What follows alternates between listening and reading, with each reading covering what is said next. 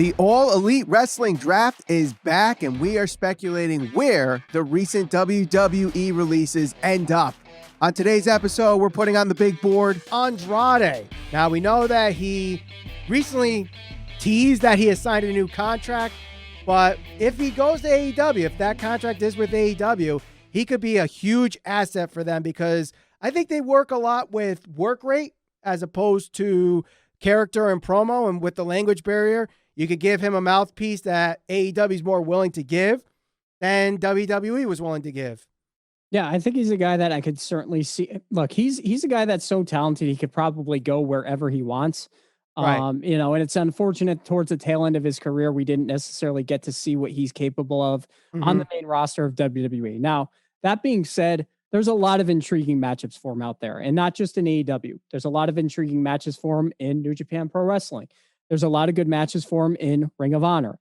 Ultimately, if he wants to really be a guy that can go out there and compete at a high level and perform on a national national level, it's got to be AEW. And I don't say that as a snide to any other company, but right now, AEW, as we could see, they put up legitimate numbers this past week, and it looks like they've probably cemented themselves as the number 2 wrestling promotion in the United States, at least. So right.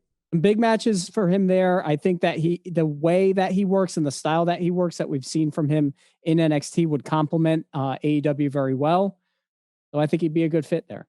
Right. And I think what would really help him from the get-go, I know some people argue there's too many factions in AEW, but imagine him and Penta and Rey Fenix.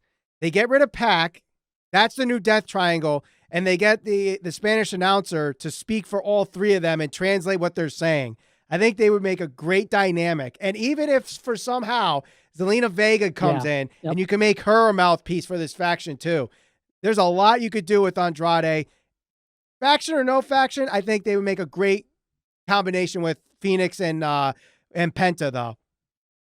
Yeah, I agree. That seems to make sense for me. I mean, quite honestly, I think the match that I would want to see most is probably Andrade and Kenny.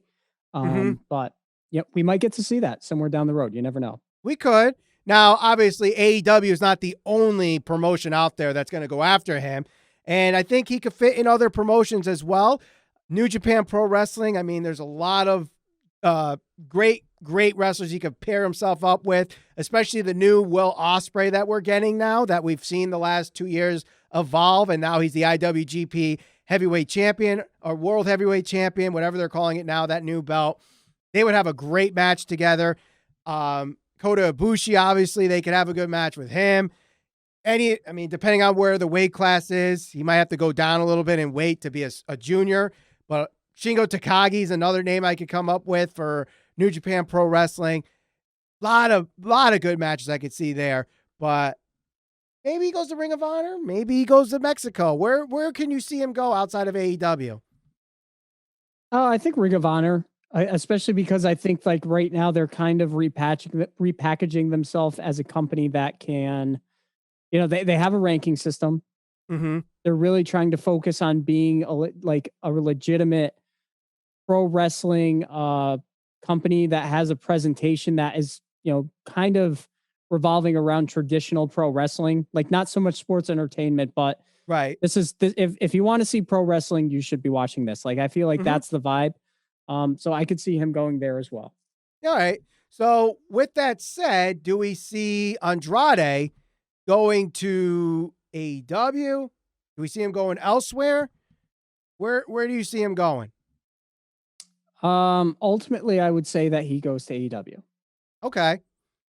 I think, while a lot of people would love to see him go to AEW, I think the big problem is they already have a big roster as it is, that if they're going to add anybody from these list of releases, they got to have to pick and choose which ones. Yeah. And is he the top? Like, if you're only able to choose one or the other, he might be the one that is the other, and they choose the one over him. I don't know if he's the best fit for AEW. I mean, like I said, he would be great with the Death Triangle faction if you take out Pac in a storyline. But I think he would be better served in a place like New Japan Pro Wrestling, or maybe goes back to Mexico, or like you said, Ring of Honor. I think he'd be better fit in those areas. But if I had to pick one that he signs with, I would say he goes to New Japan Pro Wrestling. And not only that, you have the New Japan in Japan, but also the New Japan in US. So he stays in the States and wrestles there and stays with Charlotte, stays local with her as they're engaged to be married. So I think